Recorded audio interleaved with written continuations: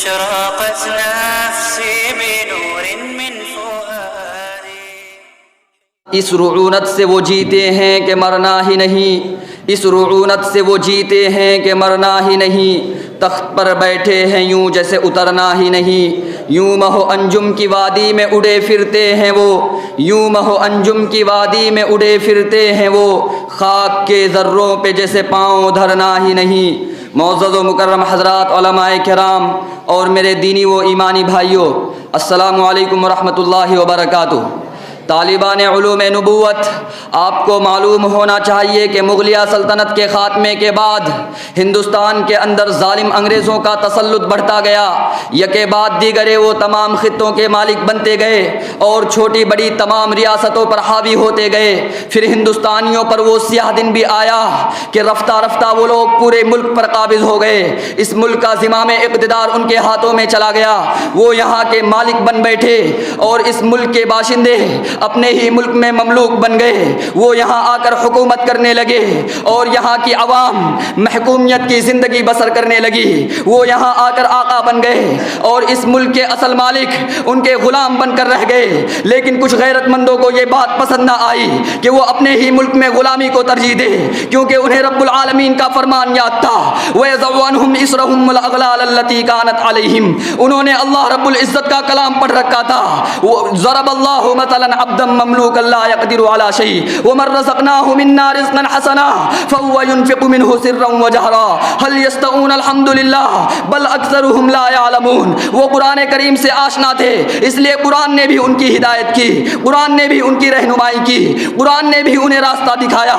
وجاہدوا فی اللہ حق جہادہ، وجاہدوا فی اللہ حق جہادہ، وجاہدوا باموالکم وانفسکم فی سبیل اللہ، ذالکم خیر لکم ان کنتم تعلمون۔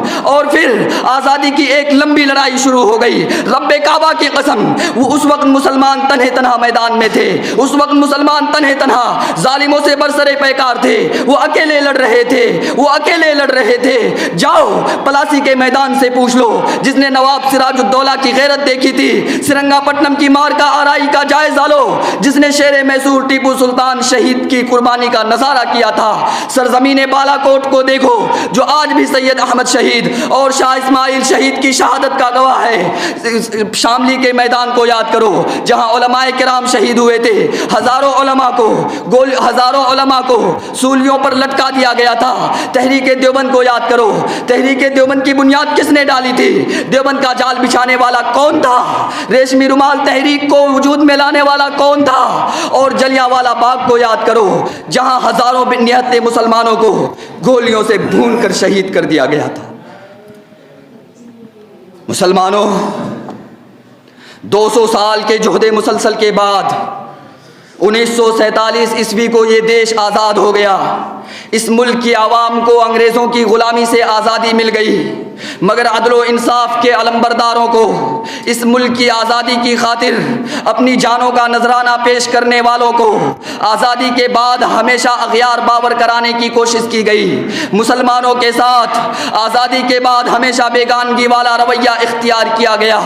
آزادی کے بعد مسلمانوں پر ظلم و ستم کا ایک سلسلہ شروع ہوا اور آج تک مسلمانوں پر مظالم ڈھائے جا رہے ہیں، مسلمانوں کو کچلا جا رہا ہے۔ آزادی کے بعد سے ہی مسلسل مسلمانوں کو ظلم کا نشانہ بنایا گیا، مسلمانوں کو تکلیفیں پہنچائی گئی، مسلمانوں کے ساتھ ظالمانہ برتاؤ کیا گیا۔ بابری مسجد کو شہید کر کے مسلمانوں کے دلوں میں چھری چلائی گئی۔ گجرات کے اندر مسلمانوں پر آلام و مصائب کے پہاڑ توڑے گئے۔ مظفر نگر فسادات کی شکل میں مسلمانوں پر مظالم ڈھائے گئے، مسلمانوں پر مظالم ڈھائے گئے۔ اور حالیہ سرکار کے اقتدار پر آتے ہی ظلم و ستم کا ایک نیا باب شروع ہوا، ظلم و ستم کا ایک نیا باب کھلا، مختلف شکلوں میں فتنے برپا ہوئے، مختلف شکلوں میں فتنے وجود میں آئے، بے روزگاری بڑھتی چلی گئی، مہنگائی آسمان کو چھونے لگی، ظلم و ستم کا بازار گرم ہوا۔ ان کے اقتدار پر آتے ہی آئین و قانون کی دھجیاں اڑائی گئی، عدل و انصاف کا گلا گھوٹا گیا، گنگا جمنی تہذیب کا خون کیا گیا۔ اور پھر پوری دنیا نے دیکھا کہ دادری میں اخلاق احمد کو مار مار کر شہید کر دیا گیا، کانپور میں فرقہ وارانہ فسادات ہوئے، سرزمین جھارکھنڈ میں تبریز انصاری کی پیٹ پیٹ کر ہتیا کر دی گئی، کشمیر کے مسلمانوں کا حق چھینا گیا، اور آصفہ جیسی معصوم بچی کے ساتھ ظالموں اور درندوں نے دسترازی کی۔ نہ جانے کتنے ہزار فسادات رونما ہوئے، کتنے ہزار حادثات پیش آئے، کتنے ہزار واقعات پیش آئے، اور پھر آج بھی پوری دنیا ہندوستان میں مسلمانوں کے ساتھ ظلم و بربریت کو بخوبی دیکھ رہی ہے، مگر ہم پھر بھی یہی کہیں گے کہ ظلم تو ظلم ہے، بڑھتا ہے تو مٹ جاتا ہے، ظلم تو ظلم ہے، بڑھتا ہے تو مٹ جاتا ہے، خون پھر خون ہے، ٹپکے گا تو جم جائے گا۔ وآخر دعوانا